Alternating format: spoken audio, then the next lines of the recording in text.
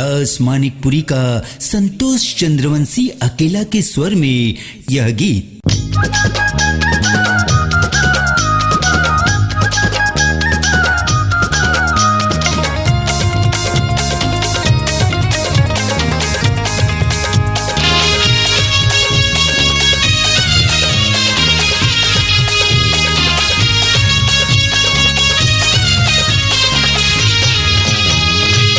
देख मटूरी करेंट मारेला, देख मटूरी करेंट मारेला, छुआ मटूरी सासा करेला, छुआ मटूरी सासा करेला।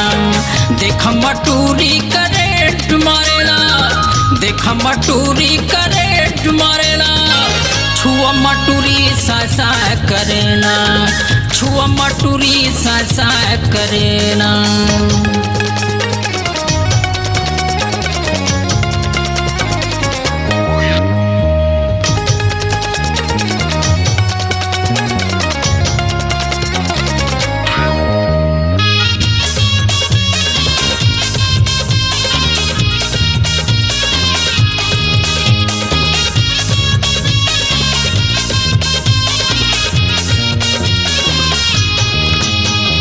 ऊपर आके एक जवानी गली गली में छराए, बोली बड़ बुरा ठिल हवे मिर्चा सही जलाए।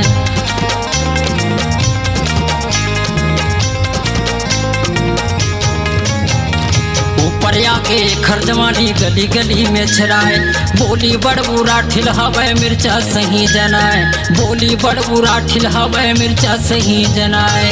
आतर गुलाल ते बसे ठुमारेला, आतर गुलाल ते बसे ठुमारेला, छुआ मटूरी सासा करेला, छुआ मटूरी सासा करेला।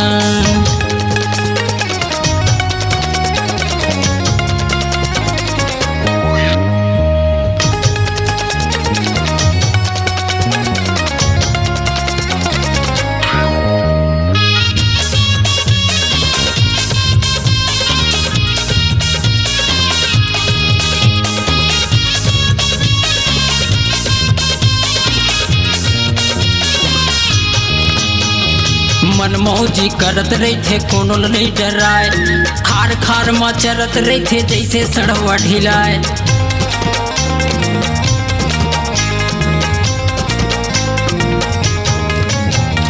मनमौजी करत रही थे कोनो नहीं डराए, खार खार मचरत रही थे जैसे सड़वा ढिलाए, खार खार मचरत रही थे जैसे सड़वा ढिलाए।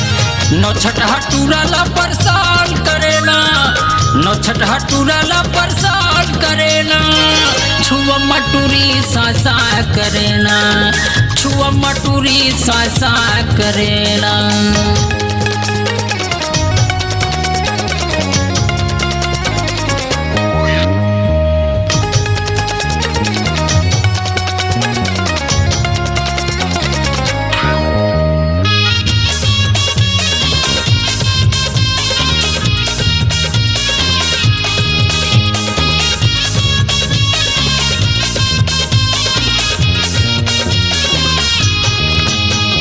जन जन घर आगी बारे कोनिएला समझाए, चर्बी भरे काया एक हर कोनिएला बिहाए।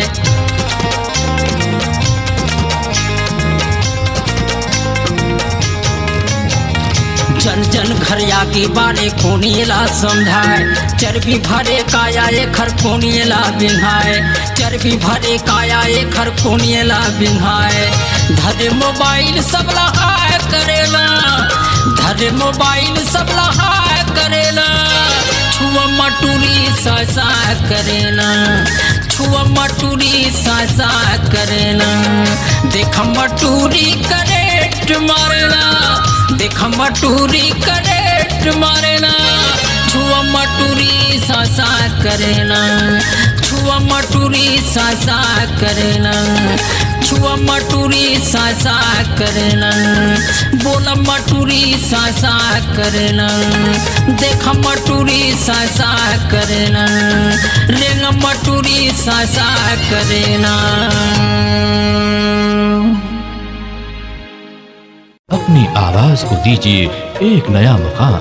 डिजिटल रिकॉर्डिंग की दुनिया का जाना पहचाना नाम स्वरांजलि, जहां गूंजती हैं ध्वनियां अपनी माटी की सौंधी सुगंध के साथ। छत्तीसगढ़ी संगीत के विविध रंग जो पहुंचाते हैं पूरे प्रदेश में डिजिटल रिकॉर्डिंग के संग। स्वरांजलि स्टूडियो, नेमीचंद गली नंबर 2, गंजपारा, रायपुर।